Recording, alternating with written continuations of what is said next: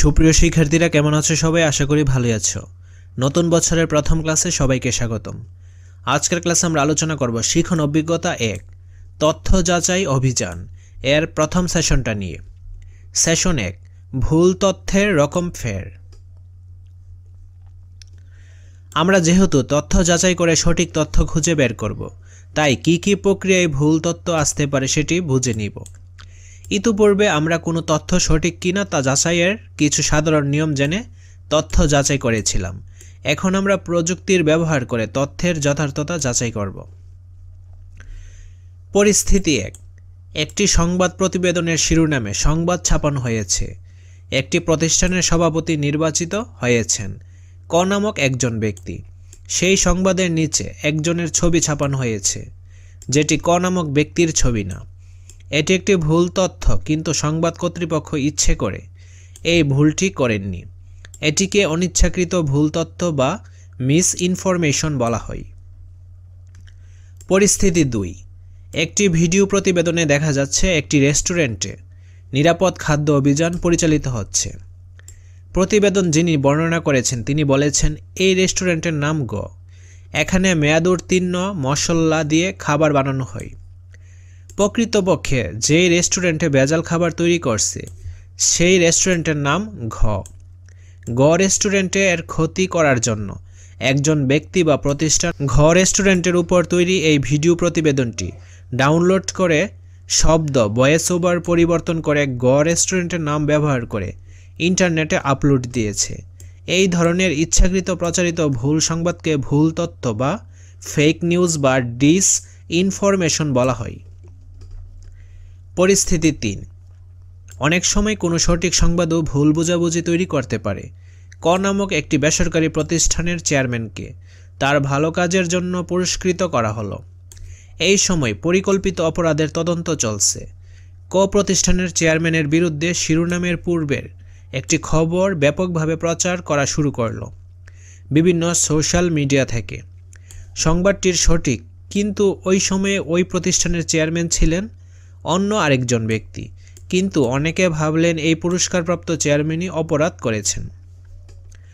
অর্থাৎ সঠিক সংবাদটি একজন ব্যক্তি বা প্রতিষ্ঠানের জন্য ক্ষতির কারণ হয়ে দাঁড়ালো।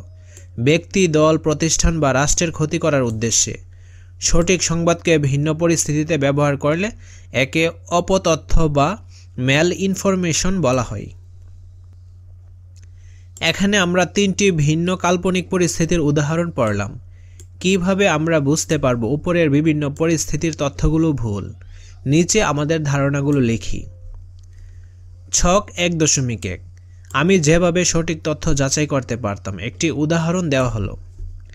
পরিস্থিতি 1 একটি সংবাদ অন্য একটি সংবাদ মাধ্যমে কিভাবে প্রচার হয়েছে তা যাচাই করার জন্য অন্য দুটি সংবাদ মাধ্যম যাচাই করতাম। তাহলে ছবিটি যে ভুল তা আমি বুঝতে পারতাম। সংবাদটির শিরোনাম বা শিরোনামের কিওয়ার্ড দিয়ে ইন্টারনেটে সার্চ দিলে আরও কয়েকটি সংবাদ মাধ্যমের একটি খবর চলে আসবে।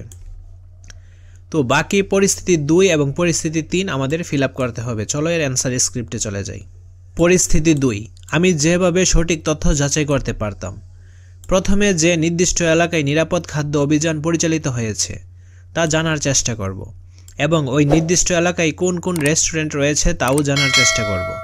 তারপর গুগল থেকে সার্চ করে আসল ভিডিও প্রতিবেদন ও নকল প্রতিবেদন বের করব, এবং উভয় ভিডিও প্রতিবেদন শোনার চেষ্টা করব।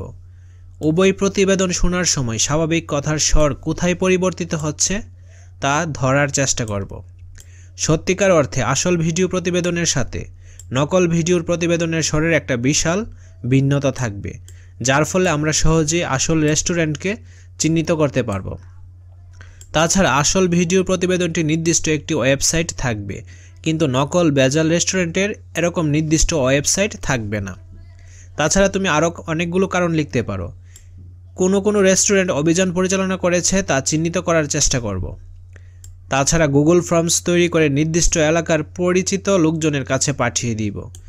এই ফর্মে থাকবে রেস্টুরেন্টের নাম, উল্লেখপূর্বক তারা সেখানে উপস্থিত ছিল কিনা, থাকলে তারা দেখছে কিনা, কোন রেস্টুরেন্টকে জরিমানা করা হয়নি, কোন রেস্টুরেন্টকে জরিমানা করা হয়েছে, জরিমানা করলে কিসের জন্য করা হয়েছে তা নৈর্ব্যক্তিক প্রশ্ন আকারে গুগল ফর্মসে উল্লেখ করে দিব। উপরের উল্লেখিত তথ্য যাচাই পূর্বক আমরা সহজেই সঠিক তথ্য যাচাই করতে পারব। ঠিক আছে। পরিস্থিতি 3, আমি যেভাবে সঠিক তথ্য যাচাই করতাম। প্রথমেই আমরা ক নামক প্রতিষ্ঠানের সাথে যোগাযোগ করব, তাদের প্রতিষ্ঠান লগ্ন থেকে অদ্যবধি চেয়ারম্যানগণের নাম জানার চেষ্টা করব এবং ইতিপূর্বে উক্ত প্রতিষ্ঠানের কোনো অপরাধের সাথে যুক্ত হলে তা জানার চেষ্টা করব। যদি যুক্ত হয়ে থাকে তাহলে তার বিরুদ্ধে কোনো সংবাদ প্রতিবেদন তৈরি হয়েছিল কিনা তাও উদ্ঘাটন করার চেষ্টা করব।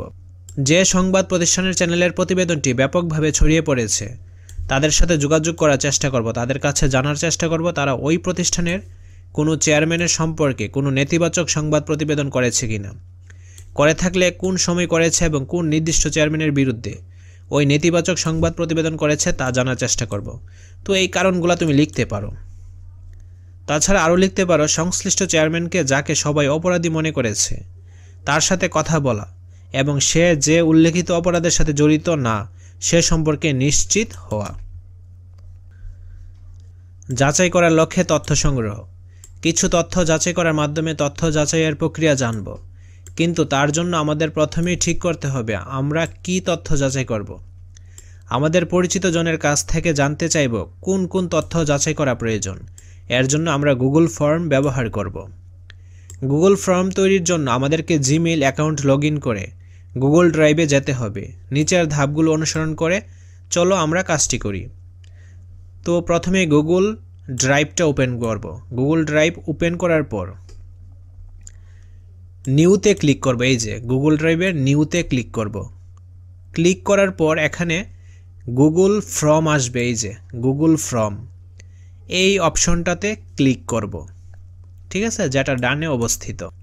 সেখান থেকে ব্ল্যাঙ্ক ফর্ম সিলেক্ট করব। এই যে ব্ল্যাঙ্ক ফর্মটা, এখানে ক্লিক করার পর ব্ল্যাঙ্ক ফর্ম আসবে এই রকম।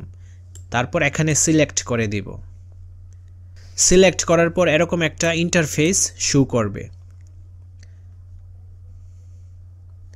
তারপর এখানে তুমি তোমার প্রশ্নটা লিখতে পারো। ঠিক আছে, এই যে এই জায়গার মধ্যে তুমি তোমার প্রশ্নটি লিখতে পারো।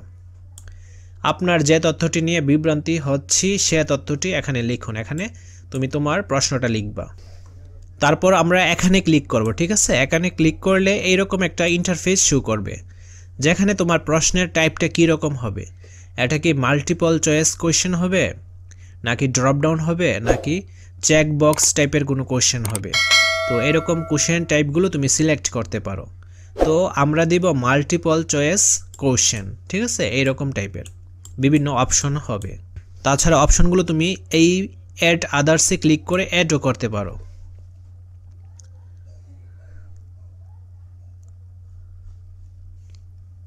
ঠিক আছে, এরকম অ্যাড করা হয়েছে।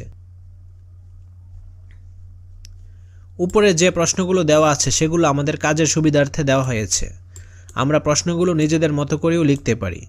গুগল ফর্ম তৈরি হয়ে গেলে আমরা ফর্মের লিঙ্কটি ফর্মের ডান কোণায় থাকা সেন্ড বাটনে ক্লিক করে আমাদের পরিচিত জনদের ইমেল ঠিকানায় পাঠাবো এবং নির্দিষ্ট সময়ের মধ্যে উপযুক্ত তথ্য সহ সাবমিট করতে বলবো।